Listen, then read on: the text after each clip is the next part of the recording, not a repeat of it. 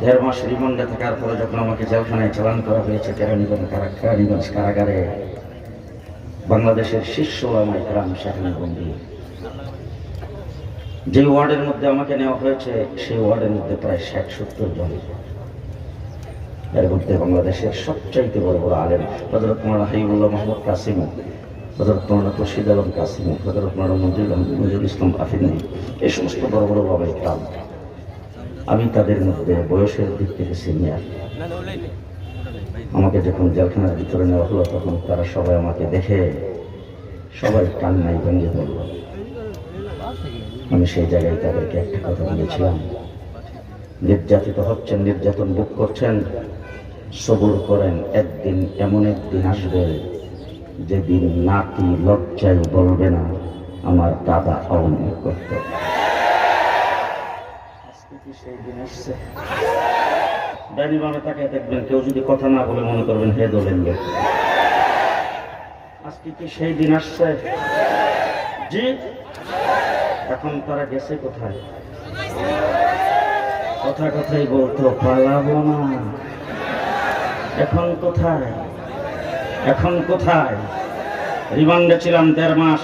রিমান্ডের ভিতর প্রত্যেক দিন অন্তত আমাকে 20 থেকে 25 বার করে এক একজন গালি দিয়ে বলেছেন পাকিস্তানি রাজাকার। আমাকে বলছেন পাকিস্তানি রাজাকার। আমরা নাকি পাকিস্তানকে সমর্থন করি, দেশটাকে পাকিস্তান বানাইতে চাই। আমরা নাকি 71-এ পাকিস্তানকে সমর্থন করেছিলাম, আমরা নাকি পাকিস্তানের পক্ষে ছিলাম, আমাদেরকে পাকিস্তানি রাজাকার বলে গালি দিয়েছে। আর এই পৃথিবীর অর্ধেকটা পৃথিবী ভ্রমণ করেছি, কানাডায় গিয়েছি, আমেরিকায় বারবার গিয়েছি, 20 বছর যাবত আমেরিকায় যাই, ইউরোপে যাই, ইংল্যান্ডে যাই, গোটা পশ্চিমা দুনিয়া সফর করেছি, মিডল ইস্টের প্রত্যেকটা দেশে বারবার গিয়েছি, পৃথিবীর অর্ধেকটা পৃথিবী চষে বেড়াইছি, কিন্তু পাকিস্তান কোনোদিন যাই নাই। পাকিস্তান যাবো কিনা তাও সন্দেহ।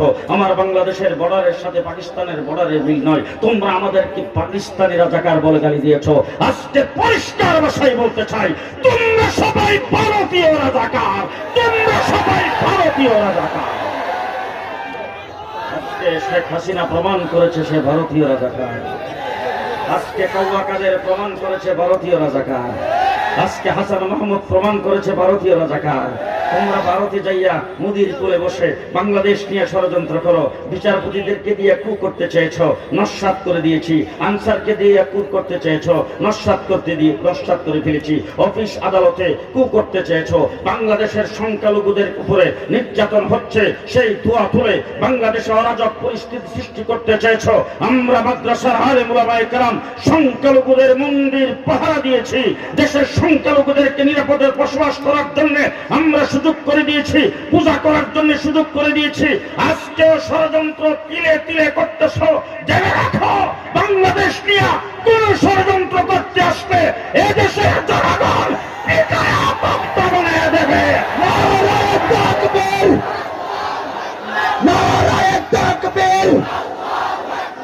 ইসলামের শত্রুরা, ইসলামের শত্রুরা, ভারতের দালালেরা, শেখ হাসিনার দালালেরা। মুসলমান, আমরা সবাই মুসলমান। কথা মনে থাকবে তো? আমরা সবাই মুসলমান। কোন মুসলমান? কোন মুসলমান?